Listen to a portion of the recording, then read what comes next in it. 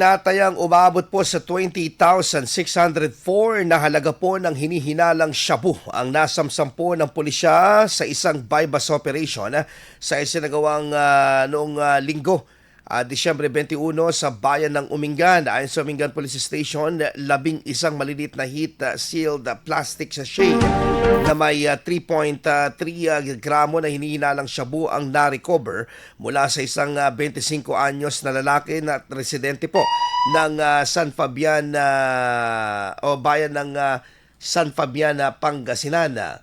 At samantala, idol, sa isinagawang operasyon po ng koordinasyon ng Philippine Drug Enforcement Agency or PDEA Region 1 na nagresulta ng agarang pagkakaresto ng sospek.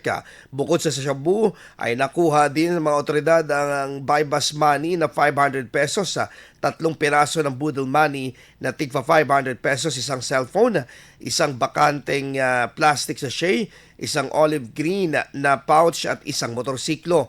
Naharap ngayon ang suspect sa kasong paglabag sa Comprehensive Dangerous Drugs Act of 2002 habang patuloy ang investigasyon ng mga otoridad. IFM News. IFM News. IFM News.